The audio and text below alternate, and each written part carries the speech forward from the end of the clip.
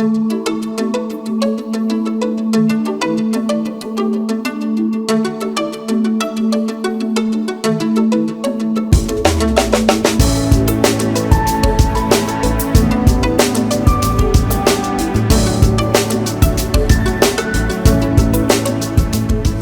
this evening we pick up from the second week in March 2019. 2020. Look at that. It's been so long I forget how long it's been. 2020 with Pete Fetterer here. Pete is a local railroad enthusiast, researcher, and author. So he has several books that he has written on railroad history in Sheboygan County. And I'm going to turn it over to him and listen as well as you do. So here's Pete. Thank you. Thank you all for coming tonight. Before I get started, I'm not certain who scheduled me on this particular night. Maybe it was Chloe, who's home on maternity leave right now, or maybe it's just a coincidence. But do you know that today, March 8th, is the 170th anniversary of the founding of the first railroad in Sheboygan County? Now, how is that for a coincidence? Okay. 170 years ago, on March 8th, 1852, the Sheboygan and Mississippi Railroad was chartered by the state of Wisconsin to build a railroad from here to the Mississippi. Prior to that, in that would have been 47, there was a railroad chartered to build from Sheboygan to Fond du Lac, but it never even laid a rail, put down a tie, did nothing. It never was able to raise enough money to do that. So with the Sheboygan and Mississippi, it took 4 more years after it was chartered to raise enough money to actually start construction. But Sheboygan was about to get its first railroad. Then we also have another significant railroad anniversary this month. On March 25th, we'll celebrate the 150th anniversary of the first scheduled passenger train from Plymouth to Milwaukee. So that line opened up from Milwaukee as far as Plymouth by March 25th, and then a month or 2 later, they made it all the way to Elkhart Lake and then further north. So the significance of the one in Plymouth is that, if you realize it, they were running 2 trains a day from Plymouth to Milwaukee and back. So way back in 1852, you could catch the 9:15 morning train out of morning train to Milwaukee, spend 3 hours there shopping, catch the 3 o'clock afternoon train back to Plymouth, and you'd be home in time for dinner. So there's some practical significance to all this, right? Let's take a look at how this all happened and what has happened since then. Let's begin in 1845, 3 years before Wisconsin became a state. What do you suppose was the fastest and most comfortable way for you to travel in those days? By boat, that's right. It would only take you about 3 hours to get from Sheboygan to Milwaukee by boat. But if you wanted to go to Fond du Lac, it was either a 10-hour one-day trip or a 2-day trip. So the easiest, from the beginnings then, Sheboygan had one of the best harbors on the western shores of Lake Michigan. Thousands of passengers and tons of cargo landed here almost every year. This was good for our city, but it was also a problem. How would you move all these people and products off the boat and inland, and how would you move the people that wanted to travel from inland back to the boats? The boats didn't sail west of the city, as you know. Good highways didn't exist. There were few plank roads. The local roads were dirt, and they were only as good as the weather. So the answer was railroads. In 1847, local businesses chartered the Sheboygan and Fond du Lac. It failed mostly for lack of local support. 5 years later, dreaming bigger dreams, the Sheboygan and Mississippi Railroad was chartered. This time, instead of building a railroad only as far as Fond du Lac, which they didn't even get that far, the Sheboygan and Mississippi was going to build all the way to the Mississippi River. There's what the line would have looked like. There were very few railroads in those days. The railroad built an engine house, a turntable, a freight house, and a depot near 7th in Indiana. It doesn't look like anything like that anymore, but that's where the railroad started. The depot looked like this. This building is still standing in Sheboygan.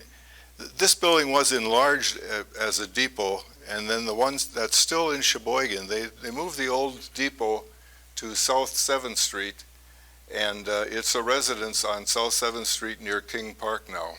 From the depot, the line headed west across 8th Street. Here's an early view of 8th and Indiana. You can see the streetcar tracks in the road. You can see the gates that protected the railroad crossing, which was right in here. Here's the Watchman's Tower for the railroad. And then, of course, that's the old 8th Street Bridge back in there. Wood piling bridges like this were used to cross rivers and streams and ravines. This is the bridge at Kohler, just west of Highland Drive in Kohler. It still is a wood pile bridge, but they've added some iron supports and things like that. The railroad got to Sheboygan Falls in 1859, January of 1859. Railroads liked to run their first runs in the middle of winter. Everything was nice and solid. They didn't know how it was going to turn out in spring, but in the middle of winter, everything was frozen in, and so trains stayed on the tracks. This building in the back is still there. The bank building, it was the old bank building right on the corner of the main intersection in Sheboygan Falls. This is the engine Sheboygan. Most of the steam engines had names, and this was the engine Sheboygan. It was the first engine locomotive that the railroad had. So trains arrived in Plymouth in June of 1859, and in March of 1860, the railroad arrived at the depot in Glembula. It intended to move on to Fond du Lac from there, but the city was unwilling, Fond du Lac was unwilling to invest in the line, and the Sheboygan and Mississippi Railroad eventually went bankrupt. On March 2, 1861, the railroad was sold for $178,600. However, Sheboygan's dream of its own railroad refused to die. The major stockholders of the old railroad incorporated a new railroad and gave it its old name, if you can follow that. Now it's back to the Sheboygan and Fond du Lac again. The superintendent of the line, Edward Appleton, is not from Appleton, Wisconsin. He came here from the East Coast to build the railroad.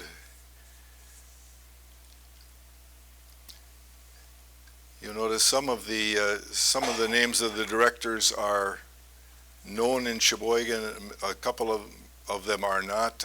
Most of them represented the banks that were giving the loans. They wanted people on the board to ensure that their money was being well spent. That's what an old railroad pass would look like. If you had one of those, you could ride for free. Pushing west, the last depot in the county was a very small one at Hull's Crossing, just northwest of Glembula. The SNF finally reached Fond du Lac in 1869 and soon pushed on to Princeton. And then there, because it had overextended itself in a poor economy, it went bankrupt again. This time the Chicago and Northwestern bought the SNF for $1.5 million. So the price had really gone up, but part of that was the fact that now they had a line that was going someplace, and secondly, there were, the line had potential. When you got as far as Glenbeulah and stopped there for 5, 6, 7 years, that line didn't have much potential. But once it got to Fond du Lac, where it could make interchanges with other railroads, the line had potential and it was worth much more money. At that point in the sale, there were 78 miles of track, 5 locomotives, 144 freight cars, and 9 passenger cars. The new railroad was called the Sheboygan and Western. Today you can still see some of this, the old railroad line between here and Sheboygan Falls, because if you go out Indiana Avenue, and I think it's all the way out on Indiana Avenue, you're running right along parallel to the old railroad line. And that line is still used because the Union Pacific runs cars out to Plymouth, out to Kohler, the Kohler Company. There's people here from Kohler Company. When I first started the Kohler Company in 1965, the railroad was coming out there twice a day to switch cars. Kohler Company was loading so many cars that they would bring them out at 7 o'clock in the morning, spot them along the buildings, especially along the warehouse buildings, and then come out again at 11:30 when the guys took their lunch break and switch the loaded cars out, put more empty cars in there, and just keep enough cars going so that the guys could keep on working. And nowadays, if you get past, once you get past Sheboygan Falls, you know that's all brand new rail out there. They redid that line for something like $17.1 million, and mostly because Bemis is a good customer. They bring a lot of cars into Bemis, and so the state of Wisconsin paid most of that bill, but the railroads paid some, and the shippers along that line paid some as well. In the 1870s,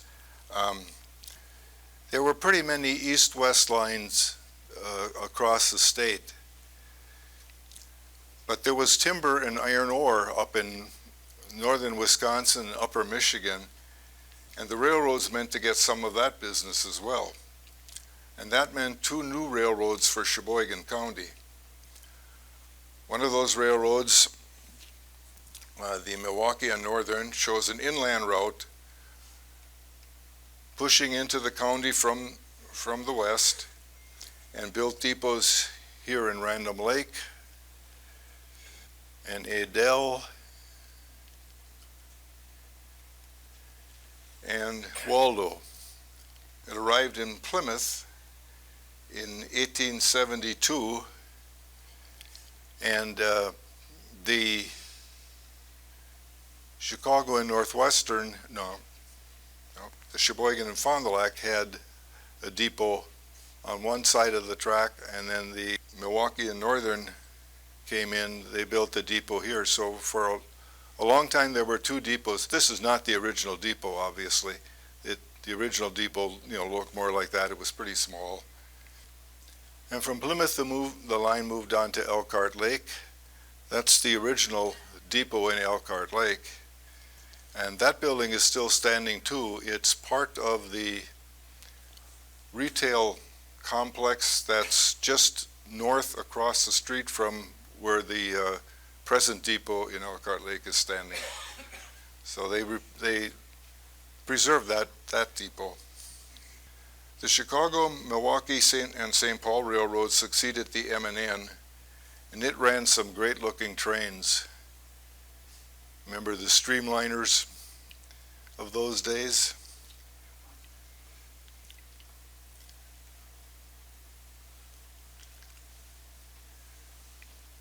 So after the Milwaukee Road left, then the Sioux line came in for a little while, and Wisconsin Central owned the line for a little while, and now the Wisconsin Southern is working the line. The second railroad from the south was called the Milwaukee, Manitowoc, and Green Bay at first, and it selected a route that ran through Sheboygan. Does anybody recognize where this might be? The original Sheboygan and Fond du Lac line ran right along here. It went over the top because it was going uphill all the way to get to the top of the hill at 15th and Indiana, 14th and Indiana. So this line curves because it went underneath that, and then see, here's the Indiana Avenue crossing guard tower. There's the gates, and then the yard and the depot and all that are back underneath this and back to Pennsylvania Avenue. That railroad was first called the Milwaukee, Manitowoc, and Green Bay, became the Milwaukee, Lakeshore, and Western, and was our main railroad through Sheboygan for quite a while. The Chicago and Northwestern took that over in 1893, and then the Union Pacific showed up here in Sheboygan in 1995, and they're still doing the work here. So on this original Sheboygan and Lakeshore and Western line, it came in from the south. Here's the depot in Cedar Grove, and then here's the depot in Oostburg. You know that Oostburg wasn't always where it is today. It was about a mile east of where it is now, and when the railroad came through, as far as they were concerned, it wasn't practical to go down that mile and go through that village. So they stayed where they wanted to be, and the village moved up to them. The first thing they did was build a depot along the railroad tracks, and then more and more businesses. If you had a mill or any kind of business where you were going to do any shipping, you wanted to be along the railroad tracks. So then the businesses started moving up there, and eventually more residents moved up, or new residents built along the railroad tracks. You can see this little bit of a siding here. I have a story about that. The first depot that we saw in the picture lasted until the station agent, Henry Marion, went on vacation in 1881. The rookie who took his place mistakenly routed a fast freight off the main line and onto the depot siding, and sent the train crashing into the depot. Marion, the station agent, was called back from his vacation immediately, and his replacement was never seen in these parts again. There's another depot in Oostburg. I don't know if that's a before or after. The daily passenger service to Sheboygan began on January 1st, 1873, and the ticket to Milwaukee cost $3, and the trip took 3.5 hours. The first Lakeshore Line depots in Sheboygan were all located north of Penn Avenue at about 12th Street, and they're very difficult. I haven't found any good pictures of them at all. This is part of the Lakeshore Line. That is that Phoenix back there? Phoenix chair, I think.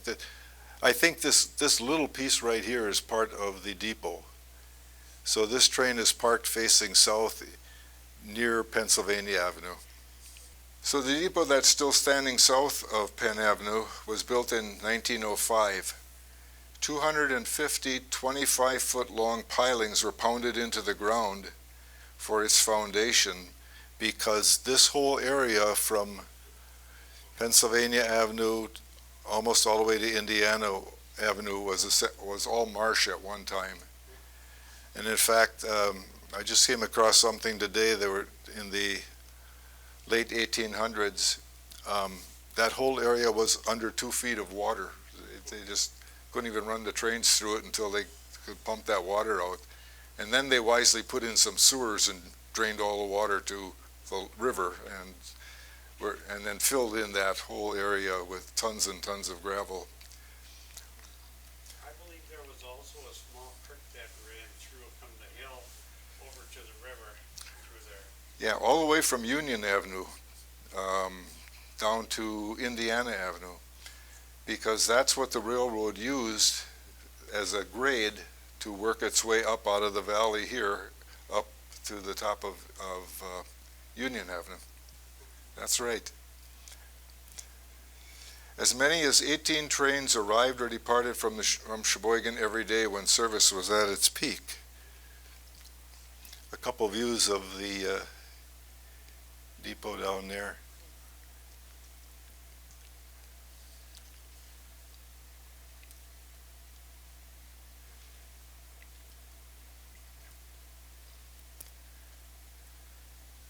This is getting towards the end of service. There were water plugs, one here, one much further down. When the steam engines came in, they could stop there and refill their tenders with water if they had to. Here's the water tower. There's the water tower that was connected to the standpipes that were used to fill the tenders with water.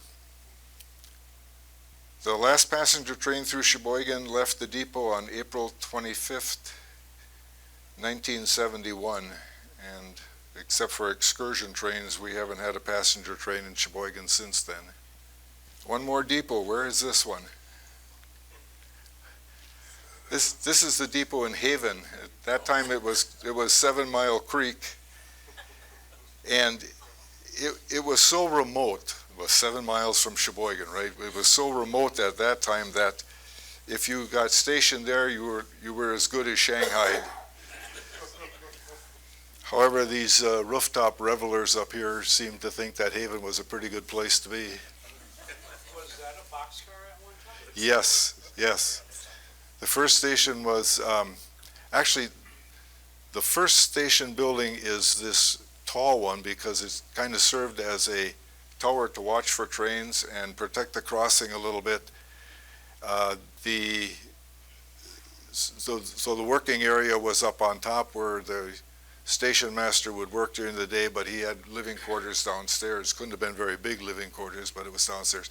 And then they put in the boxcar, an old boxcar later on, to use as storage for freight and things like that. I imagine lots of you remember Camp Haven. The Haven Depot became a busy place when Camp Haven opened in 1949, and trains loaded with soldiers and their equipment arrived here every summer. And now today that station, if it were still there, would be just a couple hundred yards from the east entrance, from the entrance to the Whistling Straits Golf Course, right on that same road. So much for history. Let's just kind of look around at some of the railroad scenes in Sheboygan. This, of course, is the 14th Street Bridge. This is the railroad bridge in the back. And we just had a discussion a little while ago. I think, yeah, that was before, because I think that we were talking about fixed bridges and swing bridges and lift bridges. And I think that this end, or someplace down on this end, close to Erie Avenue, is the part of the bridge that would have gone up to let boats through. And this one still has a rotating base on it, so it could be a swing bridge. So we were talking about seeing pictures, images of boats way upriver where Frankie's Bar is. Everybody knows where Frankie's Bar is, right? I know it as the Aladdin Soap Company had a soap factory right behind Frankie's Bar, and it had a railroad siding. The siding wasn't for Frankie's. So a lot of these bridges along here had to open in order for boats to get through. There's I don't know if there's a schooner or not, but there's a boat with a tall mast. Well, something had to get out of the way if they were going to bring boats up the river. Here's a shot. By this time now, it looks like That's all fixed. The end ones are fixed. the end ones are fixed, and this, Rotates. yeah, and this one in the middle will turn so that the boats can come up the river. And that's, How is it that there was a passenger train so far west? I mean, I know passenger trains go to the Pennsylvania Avenue station, But this Yeah. is considerably west of there. No, this is the one that goes right down to the station. This is on about 13th Street. Oh. The railroad bridge today is a walking path. They paved it, left it there, but paved it, and it's a walking and biking path. So this train is going north? This train is going south. The Sheboygan Mineral Water Company over here, Yeah, that was on the north side of the river. yeah, that was on the north side of the river. In 1948, the railroad replaced that bridge, the center section of it anyway, and very clever how they did it. They brought in these beams and got this. They brought this in and put it all together and parked it back here along the railroad tracks. And then on the day they were ready to put it in, they put a big steam crane on each end and pulled it to the center of the where it had to drop in. Then they lifted it up a little bit, and the workmen slid this whole section out here onto this temporary scaffolding. And then all the cranes had to do was drop it down in, and they could hook it up. They did it in about 5, 6, 7 hours or so. They had that so well planned that they could move that whole thing. And they never delayed the passenger trains. The early morning passenger trains got out before the cranes got on the track, and the noon passenger train came over the new bridge, going very slowly, of course, just in case.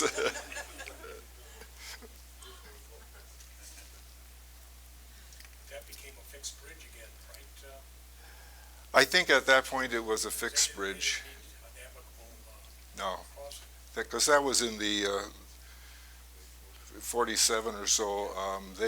There was no need to go upriver. First of all, the boats were getting too big to get through anywhere anyway, and the river was too shallow. That's why they got rid of swing bridges. Too Yeah. many center piers were hit by boats. Yeah, maybe. So here's a view where they're dropping it in. They've got the old bridge over here on the temporary scaffolding. And it must have been a really interesting thing to sit and watch. Lots of good planning. Yeah, here's the noon streamliner going north across that bridge. And there's enough people that had confidence in it because there's a number of people standing along the edge here. These people didn't have quite as much confidence. The railroad built a large yards and engine facilities just off of Union Avenue on about 21st Street. That part of that yard is still there today. Most of the buildings are gone, but you'll see diesel engines parked there now and then. So they had I think about a 5-stall engine house here.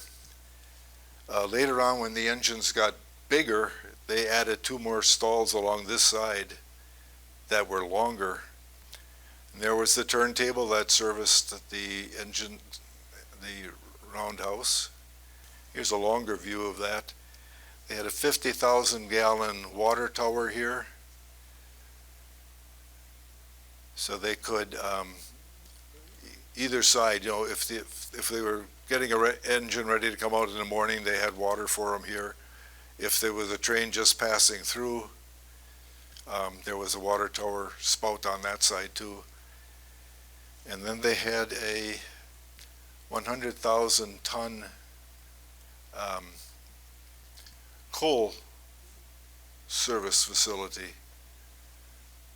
Everything ran on coal in those days. This one, I think, is the concrete one. The wooden one burnt down. You wouldn't think a water tower could burn down, but that one did. So they built another one and used that for quite a while until everything became dieselized. This is the bridge at Kiwanis Park, going over New Jersey Avenue. And that one apparently was high enough to let the boats through, because we didn't talk. That's not high enough to let a schooner through. So. Oh, this was built in 1905, so we have a. They were done shipping up there then. Okay. I'm guessing that. That would make sense, because this one didn't open in any way. It was just too massive. In fact, it was built so that they could actually double track it. If you get up on top and look at that, the supports are not directly underneath the one bridge. They are separated like that so they can support a second bridge. So the plan was at one time to double track that line. During construction of this bridge, they used dynamite. They put up cofferdams and then used dynamite to blast a footing for the stone piers down there. And a time or two they used a little too much dynamite, and they blew the plaster off the walls of this church up here on the top of the hill. So today the bridge is still standing and the church is still standing, and they still have services in that church. One fact I found interesting about this bridge is that there are 75,000 bolts holding the whole thing together. This, I think, is a business train. It's not the normal passenger train, because that's a freight engine on the front. But this is a business train coming across that bridge. And you can remember, all the slogans, the kids, the vandals, like "Where's the beef?" and "Who do you know wants to buy a car?" You gotta give them credit. You're gonna crawl out on there with your paintbrush and paint can and paint something, and not me. This is the crossing tower where the line to Fond du Lac crossed the belt line, or the cutoff line, to that ran from the yard up to Manitowoc, but did not go through downtown. They wanted a line where they could send freight trains through without disrupting traffic, and so they built this other line in about 1907 and used it as freight, and it crossed. Oh, how many of you remember that there was a bridge on South 17th Street? You won't see that there anymore. We're on South 7th. 17th, just before you got to Indiana Avenue. This is all filled in now, of course, but at that That would be on the north side of 7th, north side of Indiana Avenue. just north of Indiana Avenue, there was a bridge there. Is that for the train from Fond du Lac? This line is the Fond du Lac line, yes. So that's looking west? No, you're looking east here. Okay. This is, this crossing tower is at about 18th Street, and then the bridge is on 17th Street. So 17th Street is still there, but this is all filled in now. This is what the railroad refers to as the Kohler job. These guys were going out to Kohler and Falls and maybe all the way to Plymouth to do switching, deliver boxcars and pick up some other cars. The tower man in this building controlled the crossing, okay, so he could give the trains their right of way. One of them was named Bill Bering, and he was on duty one day, and he watched in horror as derailed freight cars crashed all around his tower. To his good luck, both he and the tower escaped without a scratch, but it must have been pretty scary to be sitting up here and watching a derailment go around your feet. Here's a great shot of the rail yards between Pennsylvania and Indiana Avenue, and all of the, first of all of the railroad facilities. This is the end of a freight house. You can see some of the construction type cars here. This is the end of the depot, and then Phoenix Chair and some of the other businesses that were down there. The Sheboygan River is up here, so you're looking sort of southeast.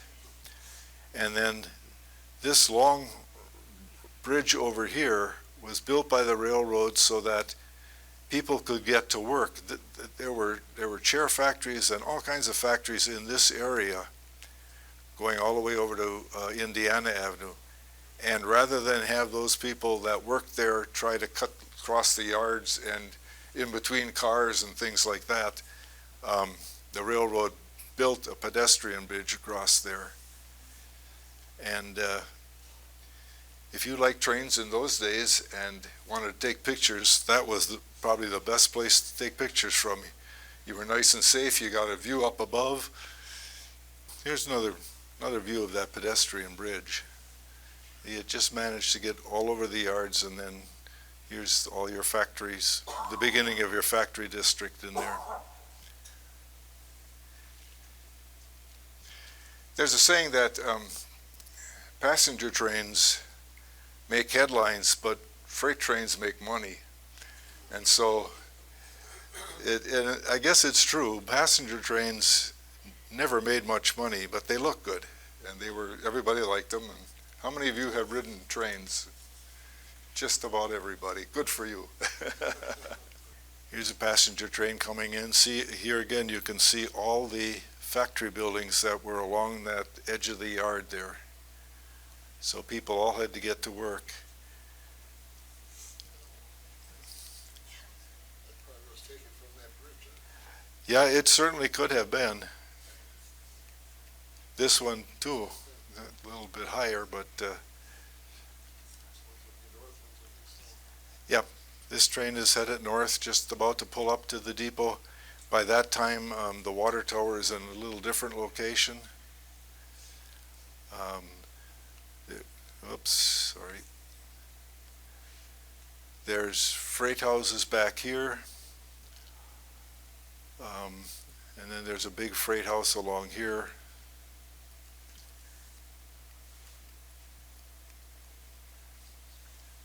Wrong way. This is the Garten Toy Company in the back. I don't have any other pictures of Garten Toy. And this is the switching crew working down there. Garten Toy made more than 1 million sleds, wintertime sleds, in the building behind that switch engine. Sheboygan Chair was another company that was a big user of the railroad. At its peak in 1917, it was making 2,400 chairs a day. So they had lots of shipping. Somebody brought up the point earlier on. The immigrants that came into Sheboygan came with what they could carry. So they didn't bring any dining room tables, any king-size beds or anything like that. So the furniture factories were really a godsend to them. When they got here, there were factories making chairs and tables and all that furniture that everybody needed. Here's part of the Rice Coal Company.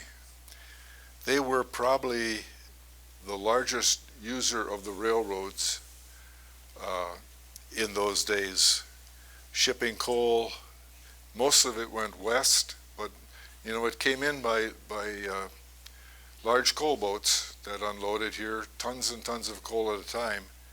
And then the railroad took that coal to Fond du Lac, a lot of it to Fond du Lac, Plymouth, those areas that didn't have ready access to coal yards like this one, like Sheboygan did. These, before they had that big overhead crane, these were the kinds of cranes they used. They had 4 or 5 of those lined up in a row, and they could just dip down into each hole in the boat and pull coal out and dump it behind them, and then somebody else would sort it from there. And the railroads had tracks all over that area, as you can see, to pick up coal. And a lot of times that coal was delivered in boxcars. They put in temporary wooden partitions at the doors, and then filled up the boxcar, and then raised the partition a little more and throw a little more coal until they got as much as they could get in the car. There's the coal yard at its peak, probably, with a coal boat lined up along the edge. I don't know, I can't see the crane very well. Can you see, the crane is there, right by the boat, bow of the boat? Okay, Kind of black against the black. yeah. The old Fisherman's Road isn't there at the time, though. No, But I see the yacht club is there already.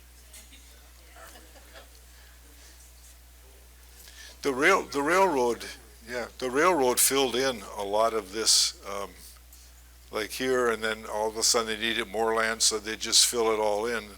In those days, I guess the DNR didn't care, but today you couldn't do that quite so easily. I think the river used to be north of, or the other side of the armory, didn't it? The original river, yeah, went out into Lake Michigan through the armory, that part. It actually came out around New York Avenue. That was all changed in the, around the 1830s, 1840s. Yeah. That's when they straightened out the river. Right. They put a new entrance, made a new entrance for the river and filled in the old one and made it much more navigable. Back here are some of the other businesses, the chair factories and all that. That's that whole area in here. This is the first power plant in Sheboygan with its long chimney. Like you can see just north of the river. There's all kinds of landmarks on here. There was another power plant in the rice yards, wasn't there? Yeah, Rice, I think, had its own power plant, yeah. I think that was its, yeah. But this was a public power plant, the forerunner of Edgewater. When this one got too small, or the city got too big, they built the Edgewater power plant out there. This one.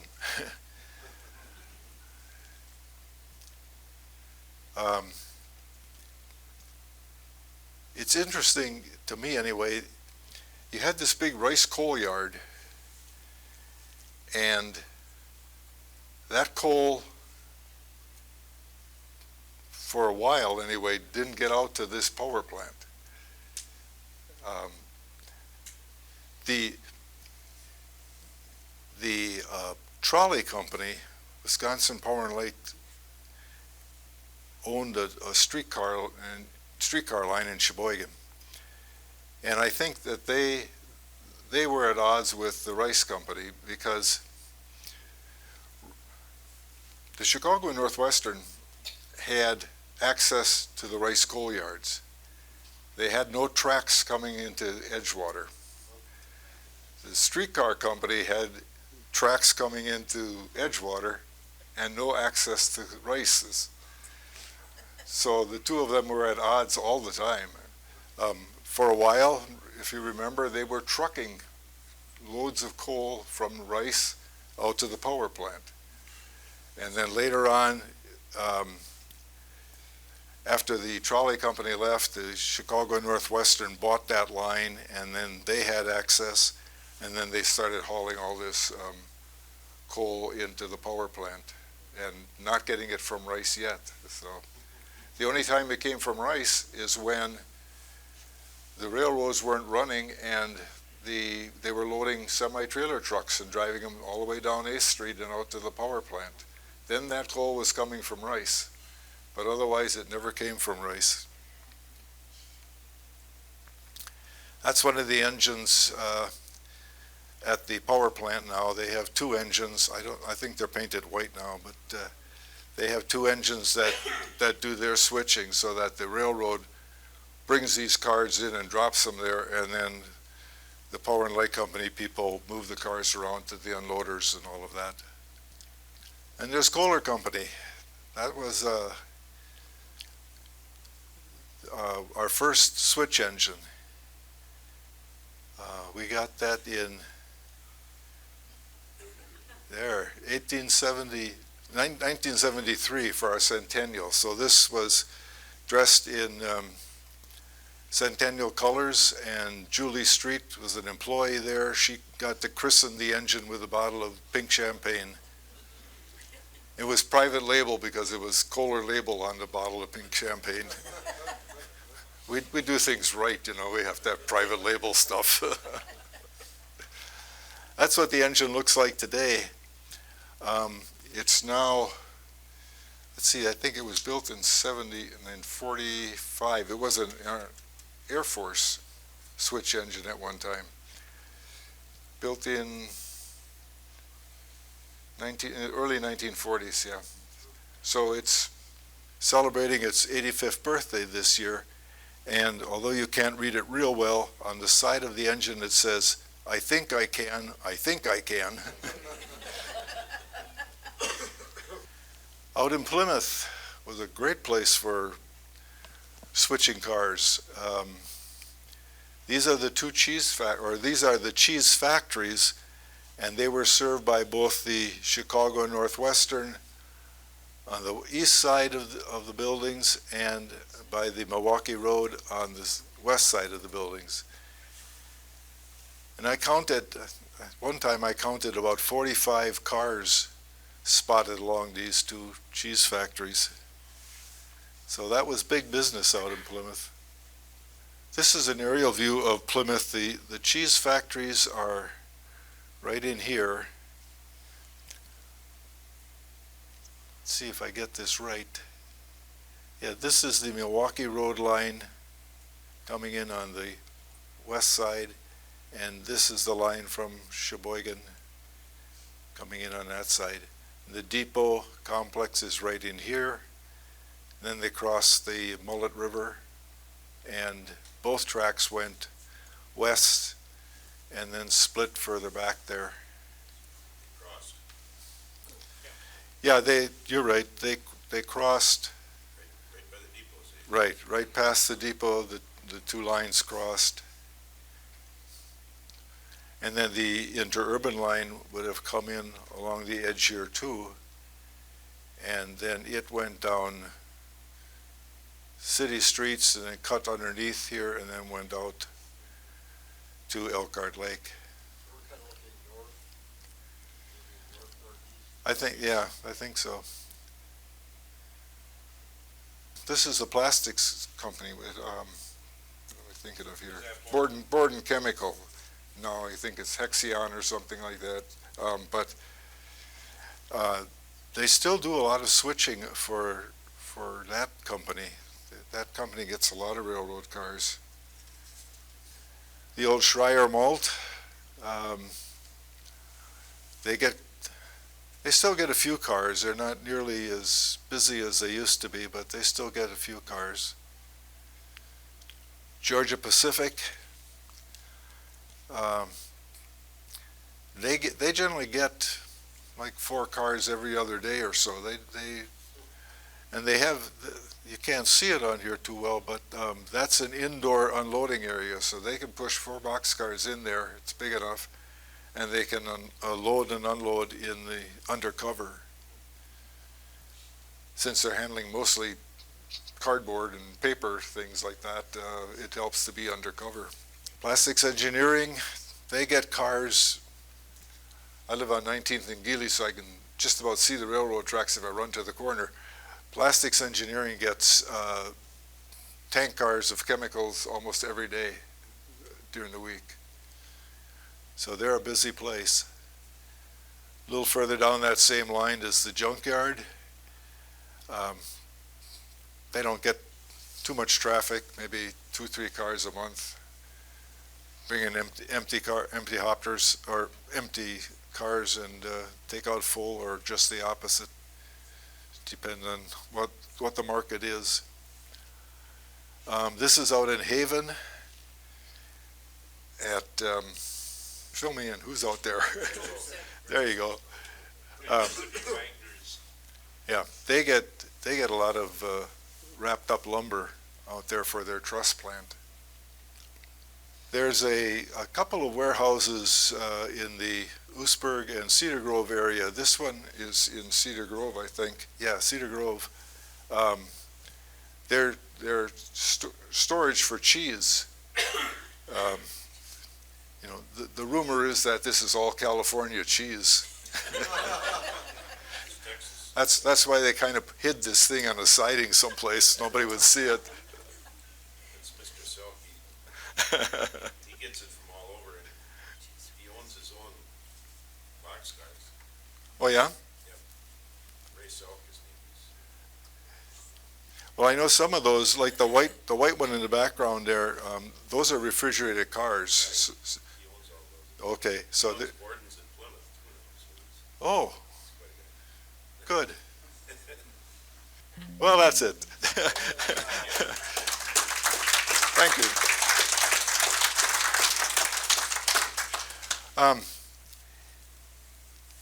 There are some, the museum has a number of books about railroads, if anybody's interested in looking at them.